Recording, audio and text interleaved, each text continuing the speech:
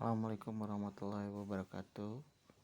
Hari ini kita akan membahas tentang materi bab kedua di PKN semester kedua, yaitu mewaspadai ancaman terhadap NKRI.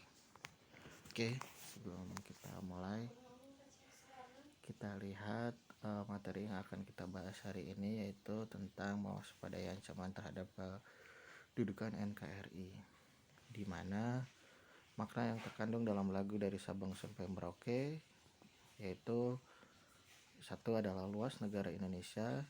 Indonesia memiliki luas negara yang cukup besar. Di sini negara Indonesia merupakan negara kepulauan terbesar di dunia.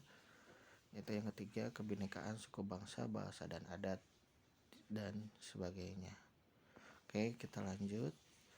Kebinekaan dikatakan sebagai potensi akan membuat bangsa kita menjadi bangsa yang besar, memiliki kekayaan yang melimpah, baik kekayaan alam maupun kekayaan budaya yang dapat menarik minat pada wisatawan asing untuk mengunjungi Indonesia.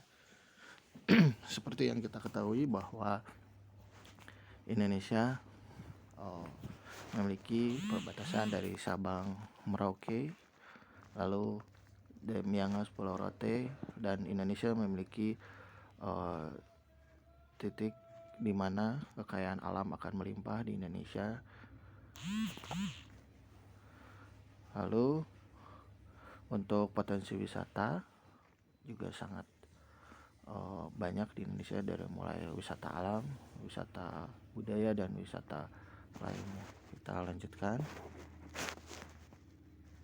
Jadi kebinekaan sebagai tantangan bahkan ancaman mudah membuat rakyat Indonesia berbeda pendapat, membuat emosi dan lepas kendali, mudah tumbuhnya perasaan kedaerahan yang sempit sewaktu-waktu dapat menjadikan ledakan yang mengancam integritas atau integrasi nasional atau persatuan dan kesatuan bangsa.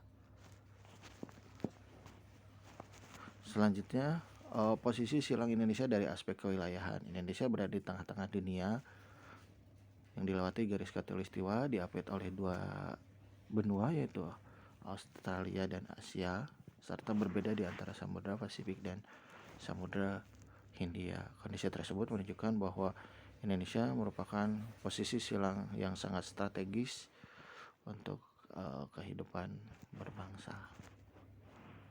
Posisi silang Indonesia dari aspek kehidupan sosial yaitu berada di antara daerah berpenduduk padat di sebelah utara dan jarang di sebelah selatan. Terus ideologi komunisme dan liberalisme, seperti Indonesia juga ada beberapa ideologi, tapi oleh pemerintah kita hanya menggunakan ideologi Pancasila. Demokrasi rakyat di utara, Asia daratan bagian utara, dan demokrasi liberal di bagian selatan. Sistem ekonominya yaitu sosial kapitalis. Masyarakat sosialis di utara dan individu selatan. Kemudian kebudayaan yang kita gunakan yaitu kebudayaan timur dan kebudayaan barat di bagian selatan. Sistem pertahanannya di bagian utara adalah maritim, di barat, selatan, dan timur. Hal yang menjadi ancaman bagi integrasi nasional adalah ancaman militer. Seperti yang kita tahu bahwa Indonesia memiliki batas laut dan batas darat dengan negara tetangga. Ada sekitar kurang lebih 5 negara yang berbatasan langsung dengan Indonesia. Seperti yang kita tahu, berbatasan langsung dengan Indonesia itu yaitu Malaysia, Brunei Darussalam, Singapura, dan kalau di laut ada Laut Cina Selatan, Filipina, dan Papua Nugini. Ancaman non militer yang berdimensi yaitu Ivolek Sosbud Hangkam, yaitu politik, sosial, budaya, dan keamanan, dan pertahanan dan keamanan. Ancaman tersebut berasal dari dalam negeri maupun luar negeri. Ancaman di bidang ideologi komunis yang liberal yang disokong dari Rusia dan AS. Ancaman bidang politik yaitu intimidasi, provokasi atau blokade di politik merupakan bentuk ancaman non-militer berdimensi politik yang seringkali digunakan oleh pihak lain untuk menekan negara lain. Dari dalam negeri, pengerahan massa untuk menumbangkan pemerintah yang berkuasa, bentuk lain yang digunakan menggalang kekuatan politik untuk melemahkan kekuasaan sistem separatis. Ancaman dari bidang ekonomi yaitu globalisasi perekonomian akan membuka peluang pasar produk negeri ke pasar internasional secara kompetitif. Sebaliknya, Indonesia akan dibanjiri oleh barang-barang dari luar negeri yang kita ketahui bahwa masyarakat Indonesia merupakan masyarakat yang hedonis atau yang konsumtif. Terus cepat atau lambat perekonomian negara kita akan dikuasai oleh pihak asing. Kita lihat contoh sekarang sudah banyak sekali produk-produk yang dari luar negeri seperti kendaraan dan elektronik. Kesenjangan sosial tajam sebagai akibat dari adanya persaingan bebas.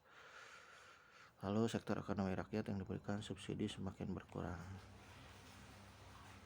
Ancaman dari bidang sosbud, isu kemiskinan, kebodohan, keterbelakangan, dan ketidakadilan, gaya hidup konsumtif, hedonis, kenikmatan pribadi dianggap sebagai suatu nilai hidup tertinggi, sikap individualisme western, yaitu gaya hidup yang berasal dari orientasi pada budaya barat.